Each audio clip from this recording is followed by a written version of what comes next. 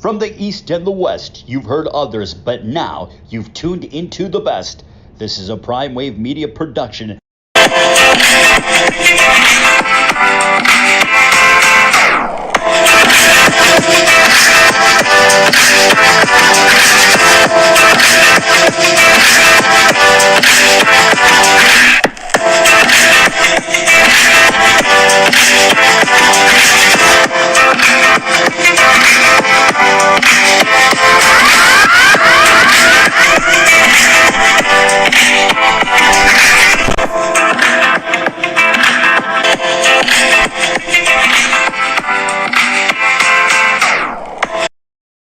What's up, world? It is time for the premier sports betting show, the PrimeTime Anglers, live with the one and only Pop DiBiase, the PrimeTime Capper.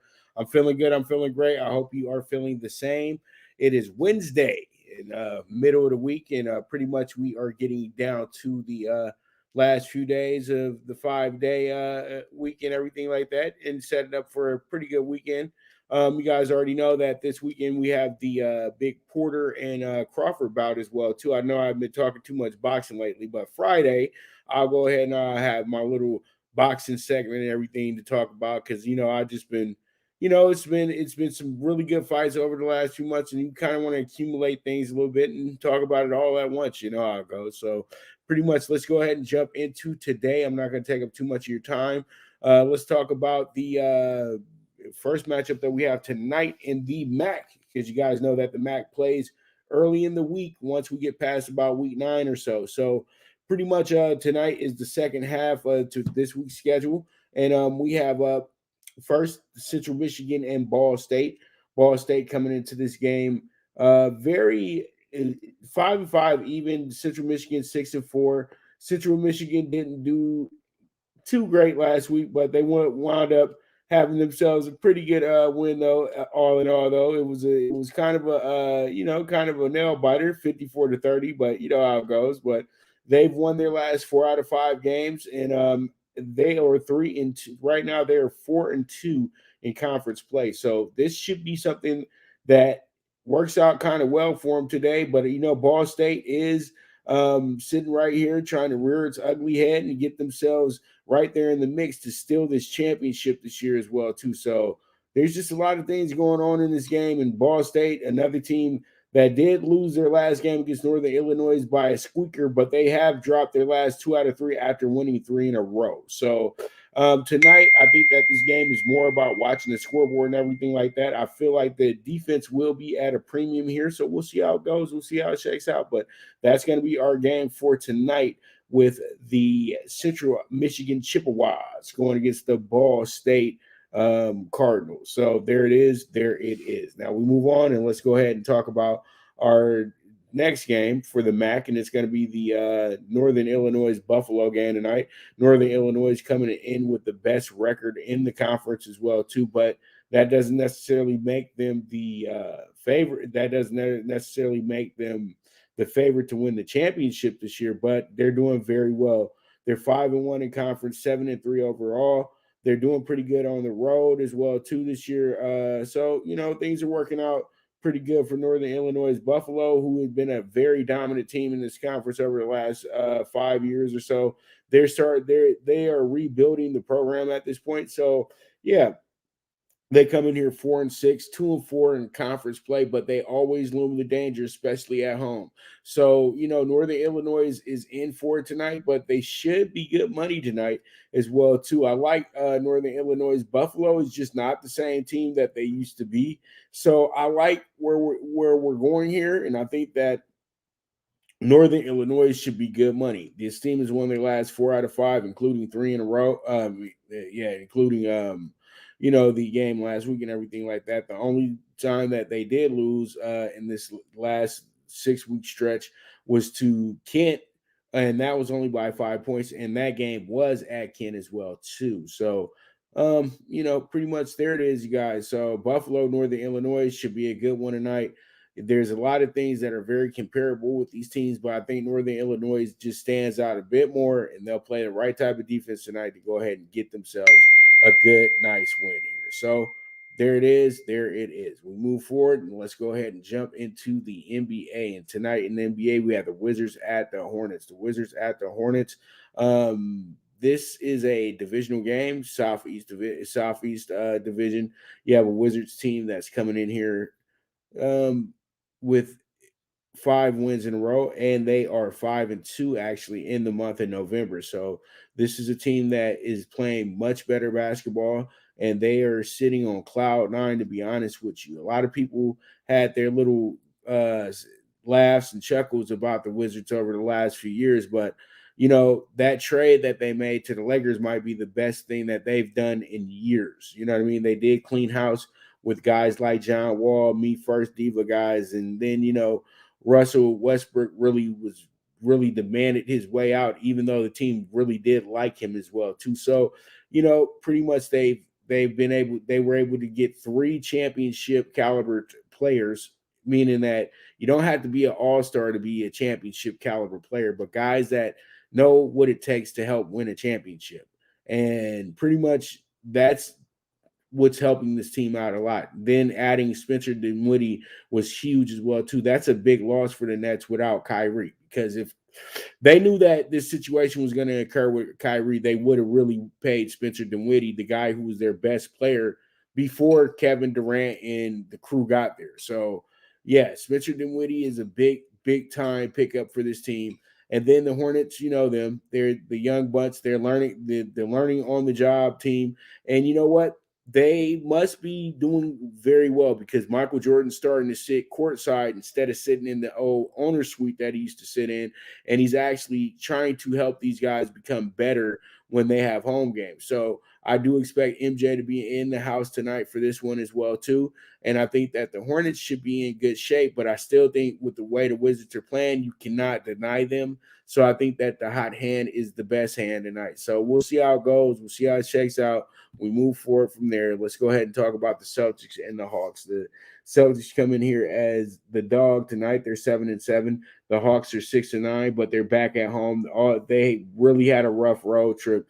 They wound up losing 6 games in a row, but they've won their last 2 in a row. Both of these were home games, and they do have a 5-game homestand right now. But I would say this: you're going to always probably lose a game when you have your homestands. And I think that tonight, this is the game that they lose. I think Boston winds up having themselves a game tonight. And I love Boston as a dog this year. I've already had them before as a dog, and they came up big time in that game with a big win at plus 200. Tonight, I take them at plus 165 against a team that is actually not as good as the team that they beat, which was the 76ers. So I think that, pretty much Boston should be good money tonight. That's why I'm taking Boston tonight. So let's go ahead and see how it goes. But I'm definitely taking them with the plus 165 as my dog of the day. All right, so we move on, and we have a Western Conference matchup between 2 under the radar teams, the Kings and the Timberwolves. The Kings coming in here 6-8. Timberwolves are 4-9. You have Kings, who are the slight dog tonight coming into this game. Kings have lost their last 4 out of 5, but they did get a nice win over Detroit the other night.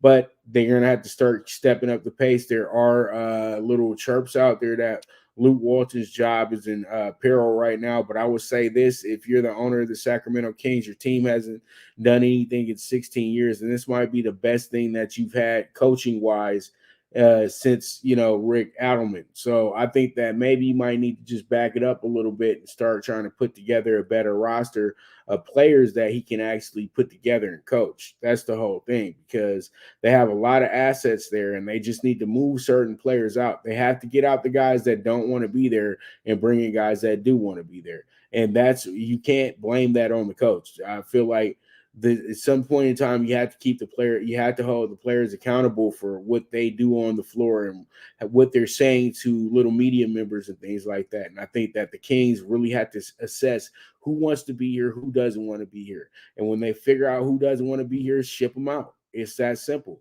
The guys that do want to be here, then try to make sure that that they're coached up, they're getting plenty of playing time, and they're just getting better as players. So all in all, when you look at how this game is structured and how it's set up tonight, everything says that you got to chase the over under tonight.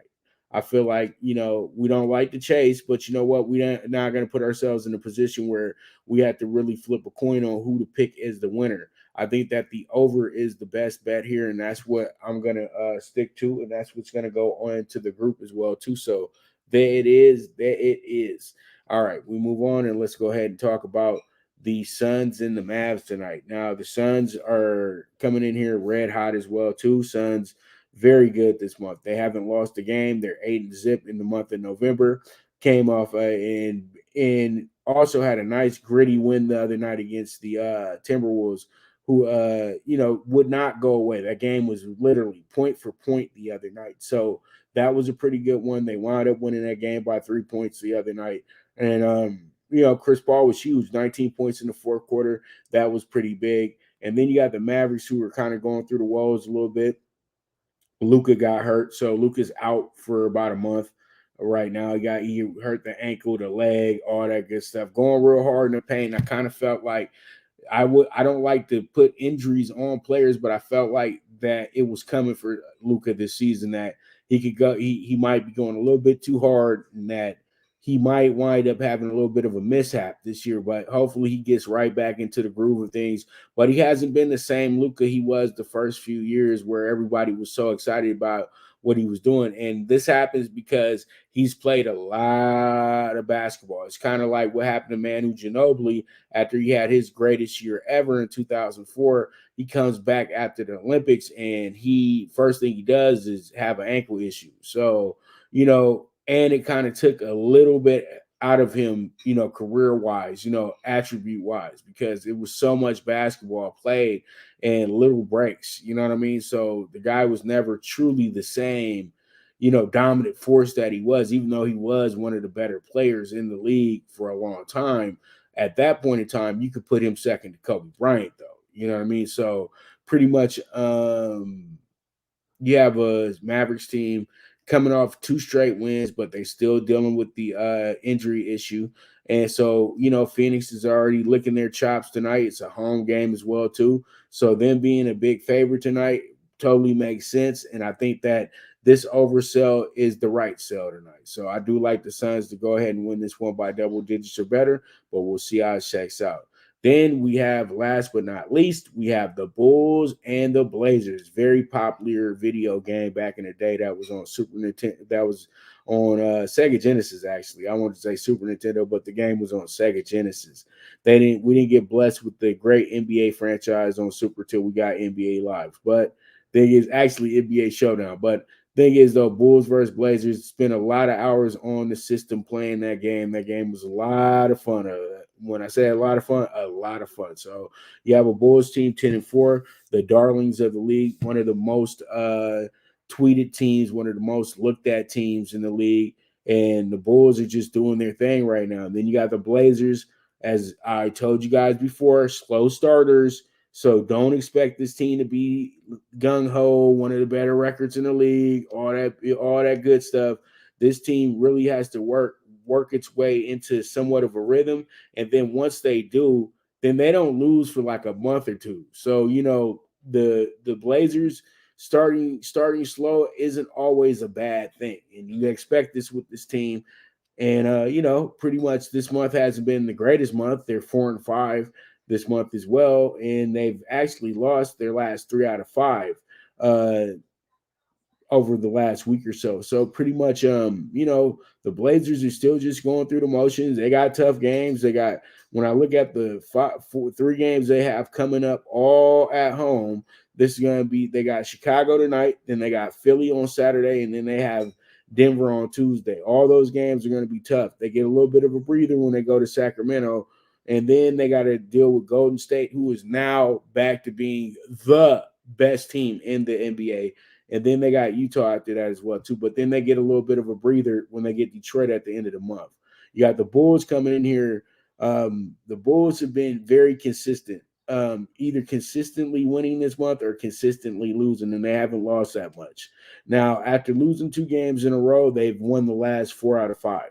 And those 2 games in a row were back-to-backs against Philly, home and away games. So pretty much that was the last time this team really was dealing with some difficulties, but then they did go to Golden State and get smashed by 26. So they've been good, though. They won their last, like as I said prior, they won their last 4 out of 5, beating Brooklyn, the Mavs, the Clippers, and the Lakers. So that's pretty good. And they beat Boston to start the month off. So the Bulls aren't beating the little lollipop teams. They are beating up on the teams that should be in the playoffs this year. So the Bulls are really, really something to get excited about. But this game is too tough to call. As you can see, the spread is not too big tonight. The over-under seems like it's more logical for bettors tonight, so you don't have to pick a side. So I think that both these teams do play a little bit of defense this year. And it seems like when you're in the bigger games between the better teams, it's not like how it was the last decade where these games go over big time, literally. Well, not the last decade, but the last 3 or 4 or 5 years. Now you get these really good teams playing against each other, and they really are playing really good basketball, and scoring is not at the premium as it used to be. So I think that this game is an under game. So we'll see how it goes. We'll see how it shakes out, and we move from there. So with that, let's go ahead and jump into Talkin Tickets. And with our Talkin Tickets tonight, we have ourselves a very fun card. We have a Mac bets. I didn't parlay, but you guys can use these 2 bets right here. I have the under 57 with Central Michigan and Ball State tonight. Then we're doing the Northern Illinois money line minus 120. We're gonna ride that hot hand, and hopefully it stays hot. And then we have the 35-1 NBA Super High Five tonight. We have the Wizards money line minus 105. As I said before, the Celtics dog of the day plus 165. Then we have the over 227 with the Kings and the Wolves. And then we have the minus 8.5 on the Suns tonight to win their game by double digits or better. And then we have the under 219.5 with the Bulls and the Blazers. And once again, that Super High Five is going to be 35-1. And on both tickets, single what you like. All right, so that's going to be a wrap for today's show. I know it was a little bit quicker than most, and we didn't have our usual Wednesday guy with us, Mike, but Mike is handling some very personal family business. Hopefully we can get him back on Friday to talk a little Del Mar and everything like that as well, too, because Del Mar is going to be lit this weekend. And we did decent last weekend. I was, if you guys do watch Horsing Around, we were able to supply a 14-1 first timer for you guys. Kid Corleone, he beat 2 Baffert horses at that too.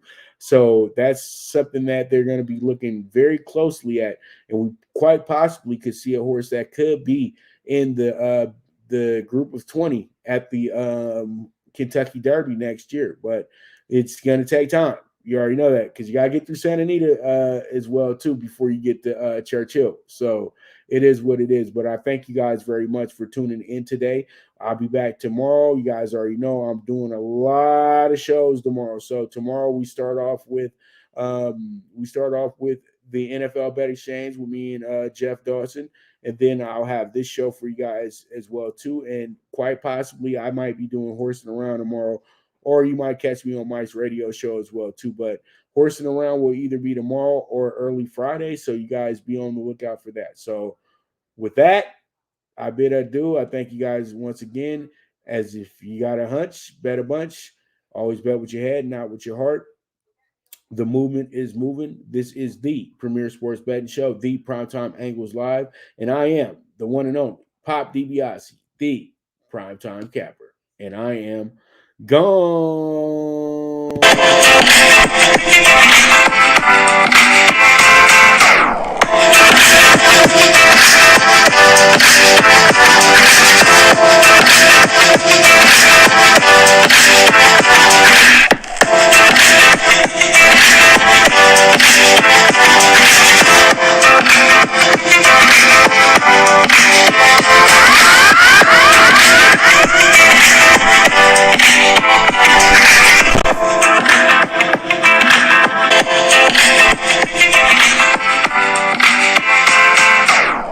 From the East and the West, you've heard others, but now you've tuned into the best. This is a Prime Wave Media production.